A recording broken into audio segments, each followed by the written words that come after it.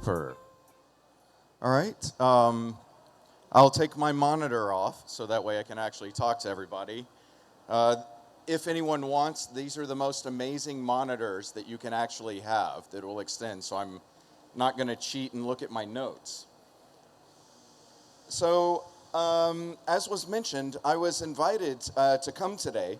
Now, I don't look very Finnish, so, but I came to talk about embracing AI and digital twins in the built environment. Now, very quickly, how many of you would say you're very confident with what digital twins are?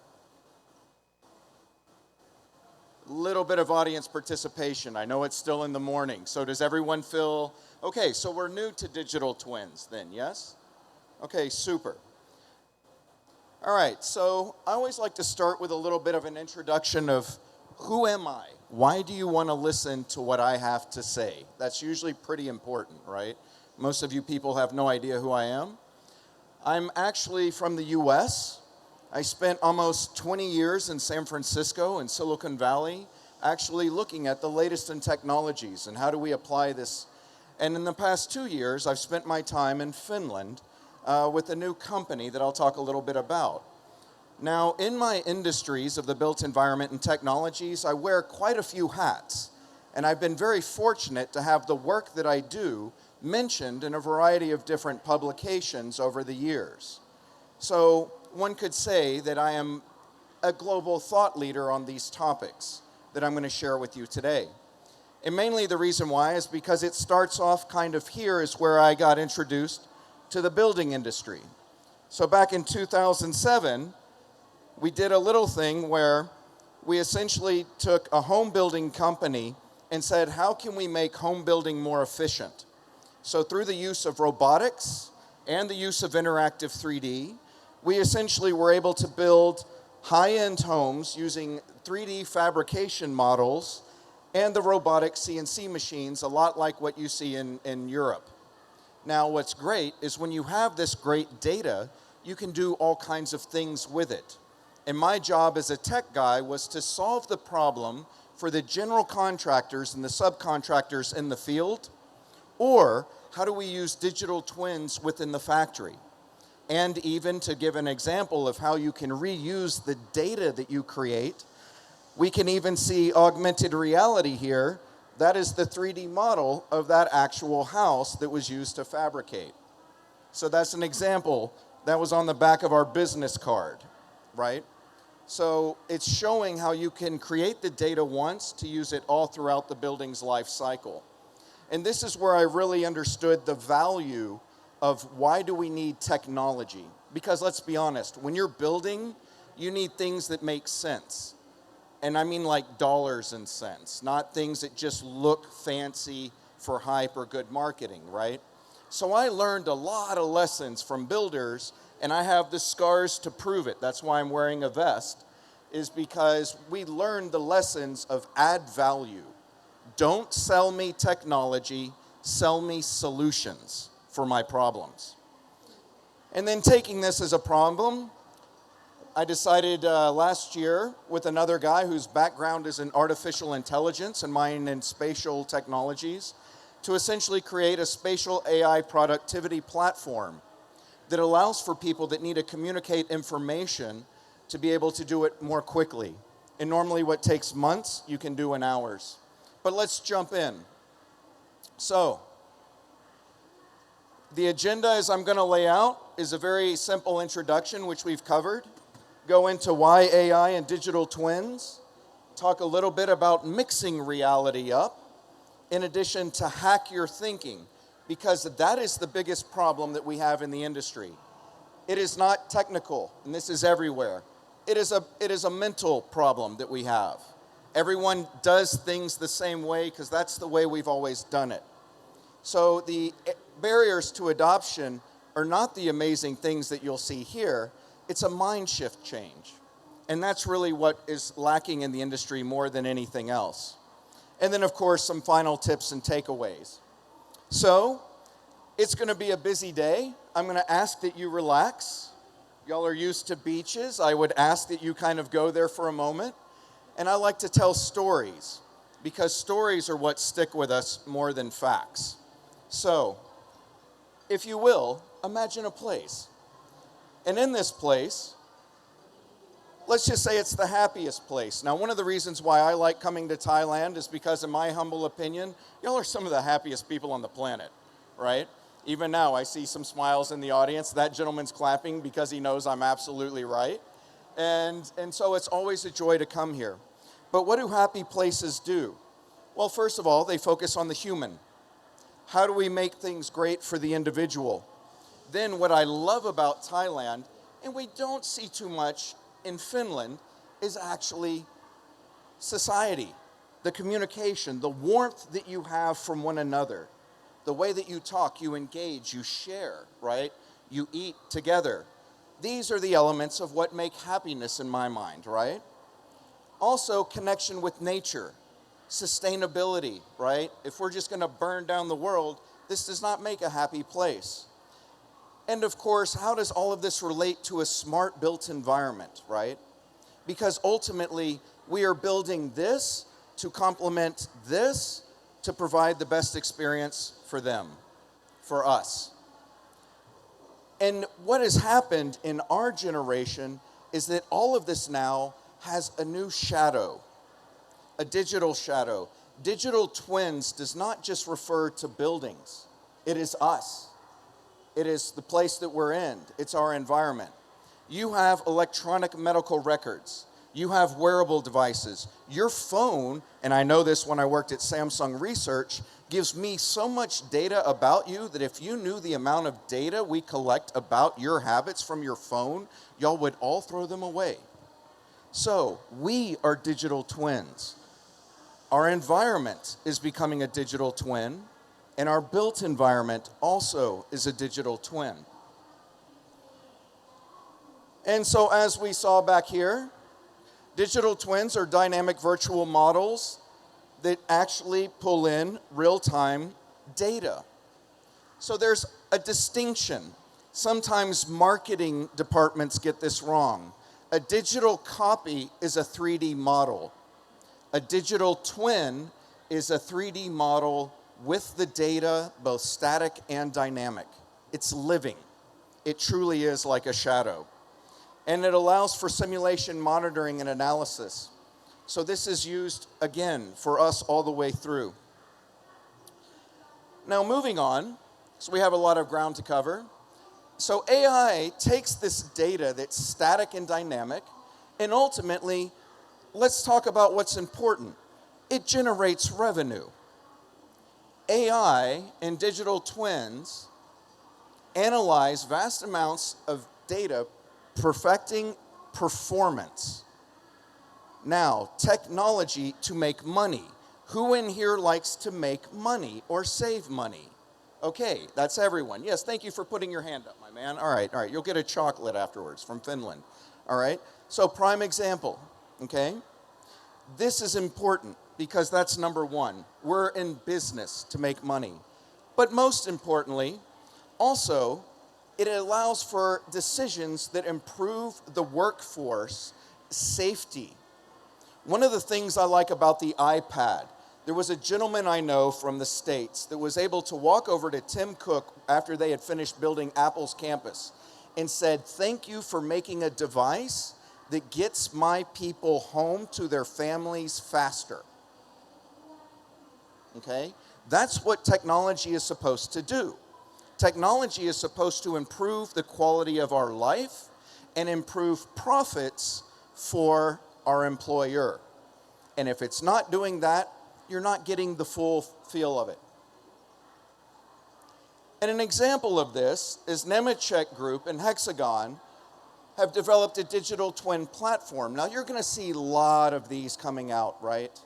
And it really is about the big companies that can do kind of this sensor integration.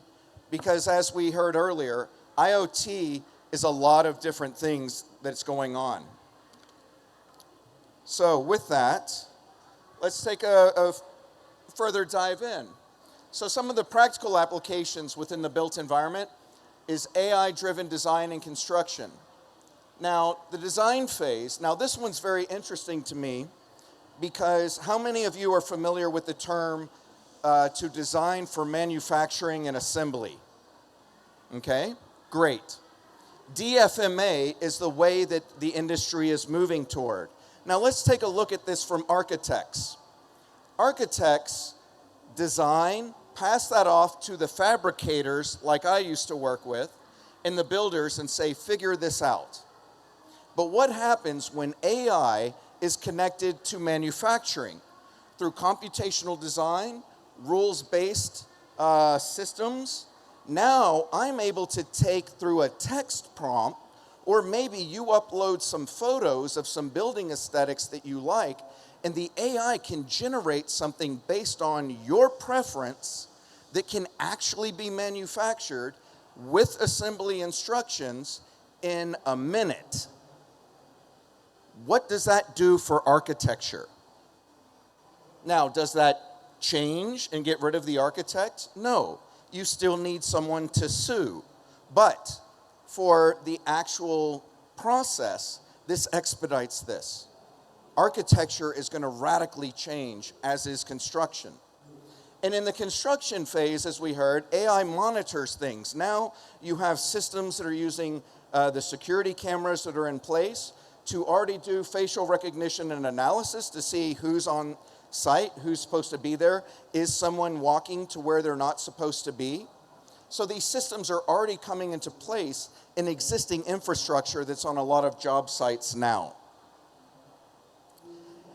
And for those that need to quickly create, WiseBIM is a tool that essentially takes two-dimensional blueprints and then extracts that into a 3D data, right? Making this process very quickly because, as we know, there's a lot more two-dimensional information than there is three-dimensional information about a lot of the buildings that are out there. And this isn't just the only one either. In Finland, there's a company called MakeABIM, and there's a variety of these different things that are allowing us to very quickly, as Oliver said, it's about digitization. That's all that digital twins and these other things are. It's about the process of digitalization. And then what we're finding is that through this, a good case study, and I like this one, is that digital twins can track and add efficiencies when it comes to sustainability, right? The different things around that.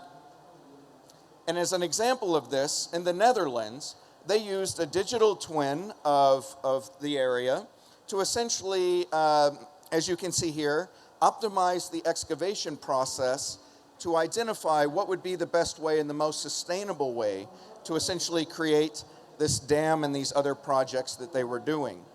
And what's neat is with all of the data that's available now, even when we were back at the home building company, we could take in real-time traffic data as well. So instead of having your construction crew sitting around waiting for materials to arrive, you could see where those materials are in real time, maybe send them off on lunch to come back. So it's about making more intelligent decision making in the process. And again, this equates to happier workers and more profit for the company.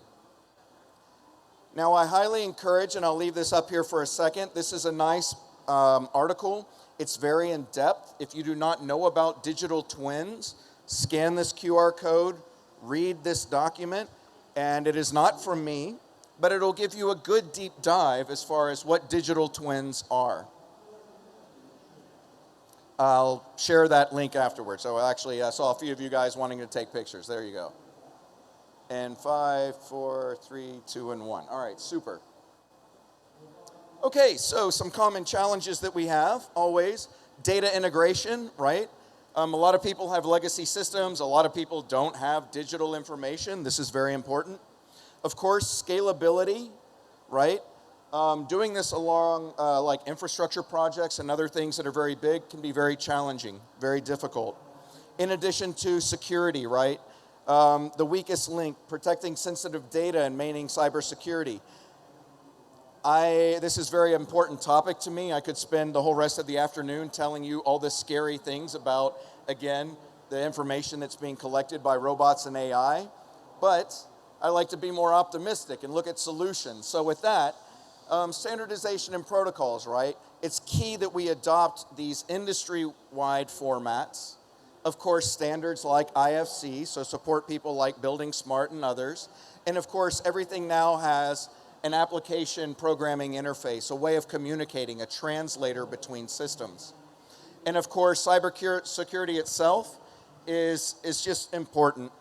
And what we find actually in cybersecurity is usually the weakest link is actually people. I can't tell you how many 3D models of very important buildings are shared in Google Drive between people on projects, believe it or not. So some future trends and innovations as we're running out of time here, that AI can create, like I said, universal digital twin models very quickly, either by feeding in your 2D blueprints or through the proper text prompt. And then digital twins will essentially, well, they're essential in smart cities. And this is how you can tell. I mean, one of the things I like about what Bangkok has specifically done is the way they use traffic data to control the lights and to help the flow of traffic, right? So it goes back to smart cities and then using mixed reality as a way to interface with this. And to talk a little bit more about that here. So location and specific data, as we know, already is viewed across a variety of these things. We use phones, laptops, and computers, but also headsets, wearables. This can tell us where our people are on site. This can tell us if our person's about to walk into a dangerous area on the construction. And also, content creation and communication. There's going to be more of these tools that are coming out to make this type of development easier, because you want to be building and designing, not learning new tools to do this stuff. So, collaboration with industry partnerships is key. I would love to see you make new relationships here. More importantly, I would love for you to implement these solutions and fail. This is what makes Silicon Valley important, is because we understand failure is a part of the process. If anyone in this building can come to me and say they did something right the first time and never failed afterwards, I'll give you 1,000 baht. That is not true. Why do we make this mistake in business? If you're an employer, let your people fail to learn and iterate. That is the only way you're going to get to true innovation. Otherwise, all you're doing is talking and not walking. So, embrace change, because this is the truth. If you dislike change, you're going to dislike irrelevance even more. So you can do things the way you've always done them. That's fine. The world had dinosaurs. But I ask that you be a mammal. Take that chance. Evolve. And here's an opportunity, because a lot of people say, hey, that's great, but when can I actually innovate? Because I can't do it on a project. I don't have time. And this actually is a cool thing. So back in 2013, a group of people from industry, myself, said, hey, what if we had a building industry for the hackathon? Or a hackathon for the building industry. There we go. And what I thought would be one event with 10 people was actually 130 at Facebook. Now, 11 years later, this is a global organization of over 60 events by the end of this year, from innovators all around the world, from the actual industry. This isn't college students or a bunch of nerds running around. This is general contractors, concrete, architects, and others that are having the opportunity to come in and fail. And as you can see, blackened in the background here, we've had some of the biggest names from around the world. Meta, Facebook, Google, NVIDIA, DPR, Skanska, BCA. So I ask, do come in and get involved. This is your opportunity. So now you don't have an excuse anymore. If you see a cool product here or a cool piece of software, you now have a place to where you can go and get your geek on. And so in my final conclusion, some tips and takeaways is that if you like to make money, look at AI and digital twins. See how it works for you. But remember, technology is like ingredients. When you're cooking, you may add too much, you may add too little, you may mess up that dish, but it's about perfecting it. It takes time. Give yourself time, give your people time. The combinations of these technologies provide a new approach, as we heard from Oliver, right? You can't do the same thing and expect different results. And then also, I give a call to action. Please, for the love of the new generation, embrace technology. And even if you don't, empower your people to do it. It'll make for a more enjoyable workplace and the happiest place to be. And with that,